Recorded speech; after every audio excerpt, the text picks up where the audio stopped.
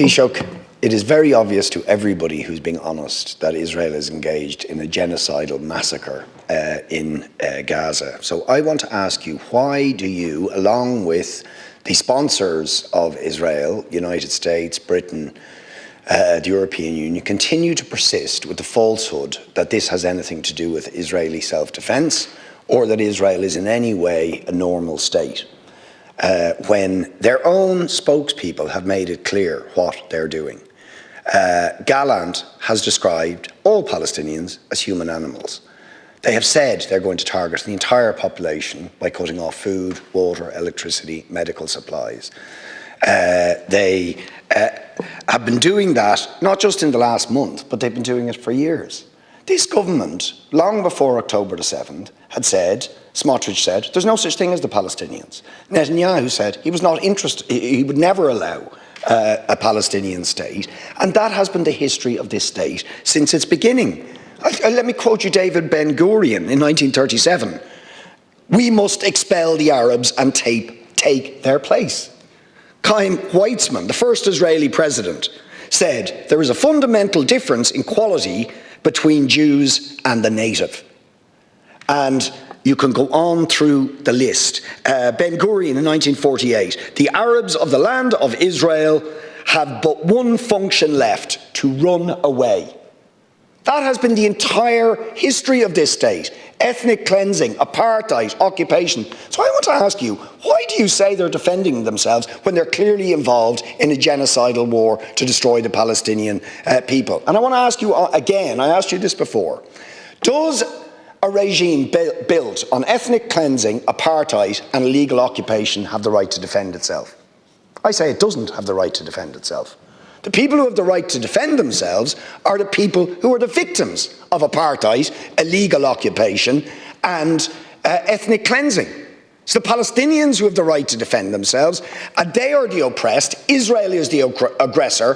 Why won't you honestly admit that is the truth of this horrific situation? Because unless we acknowledge the truth, we'll never end the horror. Deputy Murphy. Thanks very much, Deputy, for your contributions. I think I've explained earlier on a number of occasions the government's position on the ICC, and also in relation to the need to keep diplomatic relations open with Israel through its ambassador. Deputy Farrell spoke about what we can do at EU level.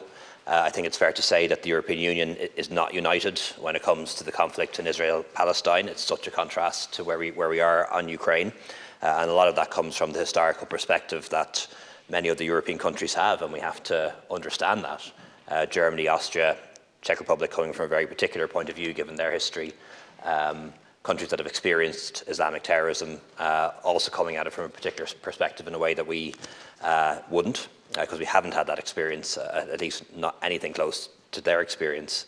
And we come from the experience of a country that understands what being denied self-determination is like for a very long period of time. But I am glad we're at the table. We have been able to influence EU policy because we're at the table. Far from cutting or suspending aid to Palestine, it's been trebled. We have got to the position where all European countries now agree that there should at the very least be humanitarian pauses, and we have agreement that all 27 member states advocate a two-state solution. And I am somewhat encouraged by what I've been hearing from leaders of some of the larger countries in the past couple of days. President Macron unequivocally calling for a ceasefire, not just pauses. President Biden raising real concerns about what's happening around the hospitals in Gaza, and Prime Minister Sunak very clearly talking about the need for Israel to adhere to international humanitarian law, but particularly mentioning what's been happening in the West Bank. West Bank is not controlled by Hamas.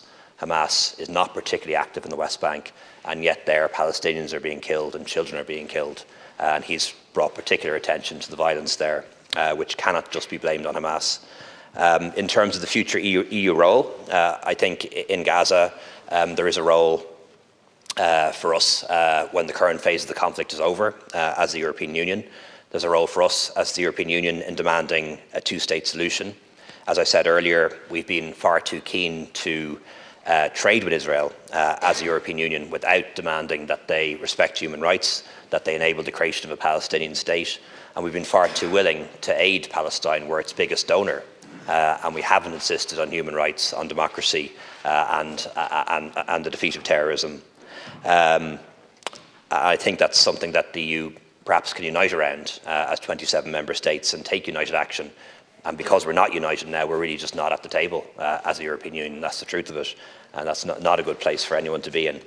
Deputy Durkan asked about the United Nations. As everyone will know, in the House, I'm a big supporter of the United Nations. It gets a lot of criticism, but just look at the work that UNRWA are doing on the ground in Palestine. What sort of lives would Palestinians have were it not for that agency? Look at the work that we do in the Golan Heights and the South Lebanon through UNIFIL and UNDOF, keeping the peace. Look at all the work the World Health Organization did on the pandemic, fighting HIV/AIDS. The UN Security Council doesn't work. It doesn't work because of the veto power of the 5 permanent members and because the composition of the Security Council represents the world as it was in 1945, not as it is now. And that urgently needs to be reformed. And we've made that case on a number of occasions. In response to Deputy Boyd Barrett, I believe any state, and that does include Israel, has the right to self-defence when its civilians are attacked. And that's what happened on October 7th. But what's happening in Gaza is beyond self-defence, in my view. It constitutes collective punishment. I said so, and I was one of the first to say so, and I stand over that. And I also believe that the Palestinians have the right to resist occupation. Of course they do. All of us, I think, in this House deplore what is happening to children in Gaza at the hands of the IDF. It's deeply wrong and deeply unacceptable, but we shouldn't forget, and it doesn't make it okay, by the way, we shouldn't forget, and I'm concerned that people are already forgetting what Hamas did to children in Israel. Went out of its way to kill and torture as many children as possible and kidnapped others, including one Irish citizen, Emily Hand. So we should always remember that the lives of all children are equal. And when we talk about the lives of Palestinian children, which we shouldn't forget what happened to the Israeli children too, and what's still happening to those children in the tunnels in Gaza. Deputy Muraku asked specifically about High Representative Borrell. I don't believe with any input into that particular statement. We do, of course, contribute to EU Council statements. And he also mentioned the assassination of Yitzhak Rabin. And he is somebody whose loss I deeply mourn. And I listened to one of his speeches, one of the last speeches he made only the other day, where he talked about how the occupation and how the violence itself would undermine Israeli democracy in the medium term and would undermine Israeli security in the medium term. And I think he was right.